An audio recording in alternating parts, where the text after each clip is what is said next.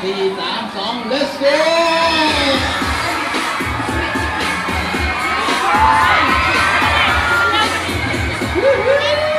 หนาวเน็บหนาวเน็บ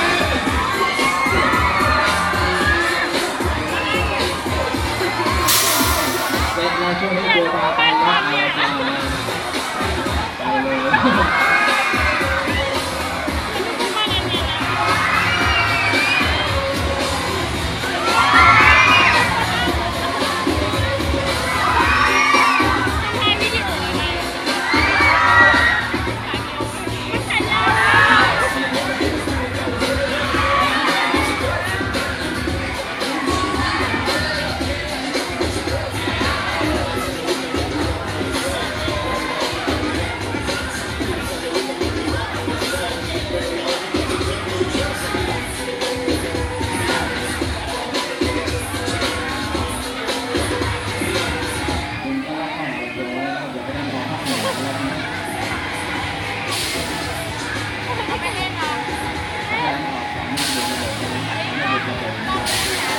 ไม่บอกเฉยๆครับไม่ต้องซีเรียสครับถ้าล็อกไม่หลุดนะครับ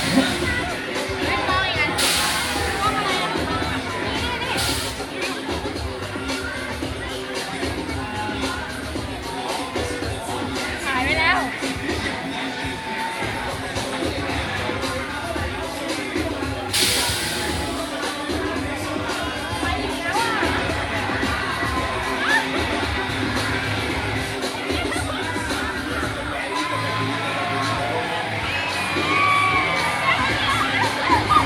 ล็อกด้วยเบอร์โทร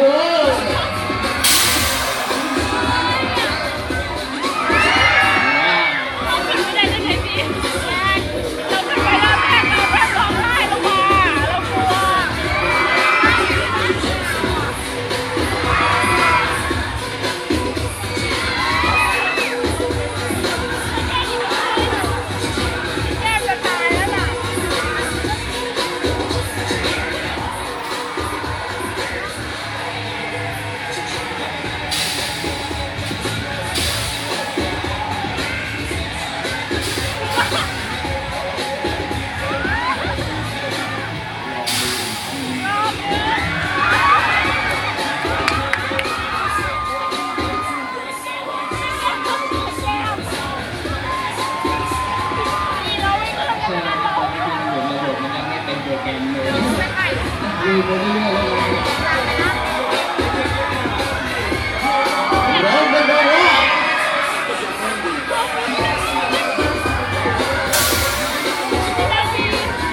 ลงมาเลยว้าวว้าว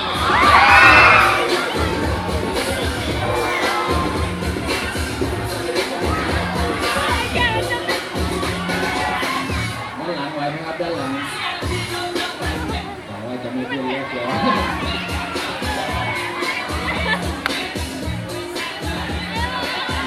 สำหรับผู้เล่นอื่นครับปิด1 ทุ่มครับมือเย็นไปเลยปิด6 โมงร้องดังๆเลย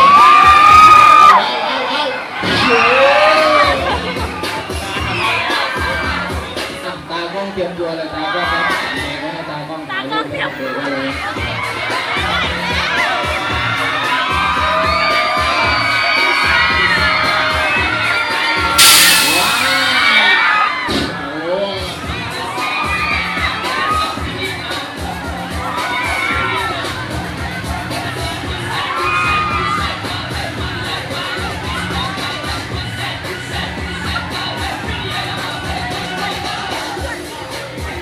ด้านหลังว่าไงครับปากร้องมาเป็นไงค้างเลยแต่มันยังไม่จบครับยัง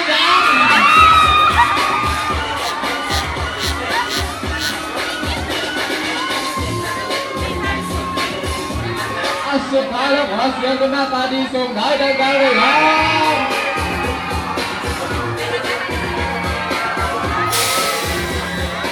เสร็จแล้วลงมาเลยว้าว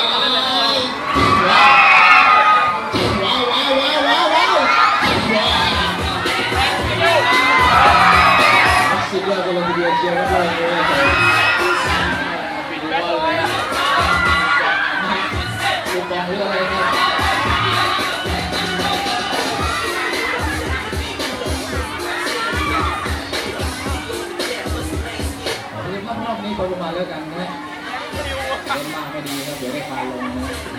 อเอียงไปกับตามกันเลยนะ